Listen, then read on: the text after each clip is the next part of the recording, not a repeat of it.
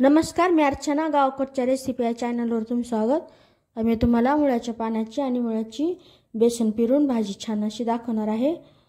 तर पूर्ण व्हिडिओ रेसिपीला सुरुवात करू. इथे मुळं स्वच्छ धुवून घेतलेलं आहे. तर मुळ्यावरचे हे काढून घ्यायचं. मुळाचा हा भाग आणि हा भाग काढून टाकायचा आणि पानं घ्यायचे.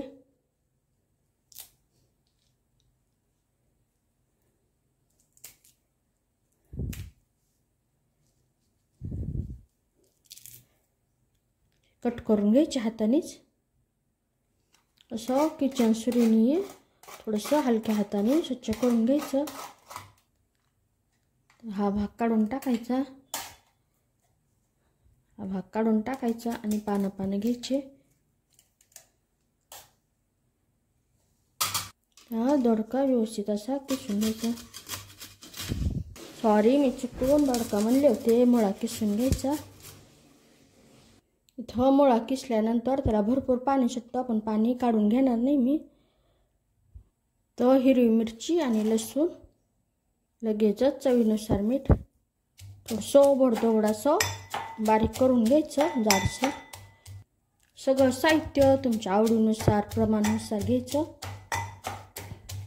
तेल टाकायचं, मोहरी, जिरे, बारीक कट केलेला कांदा. गॅसच्या आत मोठी ठेवून कांदा व्यवस्थित असा परतून घ्यायचा. तो कांदा व्यवस्थित परतून झालेला. यामध्ये आता हिरवी मिरची आणि लसूण बारीक केलेलं टाकायचं. परतून घ्यायचं. यामध्ये हळद, थोडंसं परतून घ्यायचं.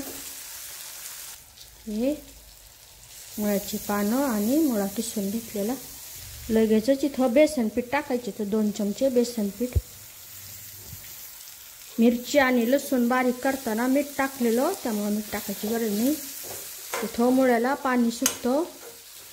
मुळ्याचं जे किस करून घेतलेलं त्याला पाणी सुटतं. त्यामध्ये व्यवस्थित असं हे बेसन पीठ शिजलं जातं. असं परतत राहायचं, मिक्स करत राहायचं. एकदम सोपी पद्धत, वेगळी पद्धत, पण खायला एकदम टेस्टी अशी. ते व्यवस्थित असं मिक्स करून घेतलेलं. गॅसची आच अजिबात वाढवायची नाही, एकदम मंद ठेवायची. फक्त 1 मिनटं मंद आचेवर ठेवायचं.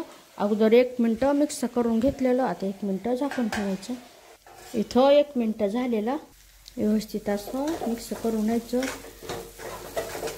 तळाला लागलेलं ते पण काढून घ्यायचं. खायला एकदम टेस्टी लागतं. छान असं बेसन पीठ शिजलं पाहिजे, त्यामुळं परतून घेणं गरजेचं. सगळं मिळून 3-4 मिनटं तरी असं परतून घ्यायचं. गॅसची आच गरजेनुसार कमी जास्त करायची. मुळ्यामध्ये जवळसरपणा असतो, त्यामुळं भाजी एकदम कोरडी बनत नाही, एकदम छान अशी लुसलुशीत बनते. तयार झालेली आहे. नक्की बनवून पहा ही मुळ्याच्या पानाची बेसन पेरून केलेली भाजी. कशी झाली तेही मला कमेंटमध्ये सांगा. अशा माझ्या साध्या सोप्या पण टेस्टी रेसिपीज तुम्हाला आवडत असतील, चॅनलला सबस्क्राईब करा. चॅनलवरच्या बाकी रेसिपी जी आवडल्या तर त्यांनाही लाईक करा.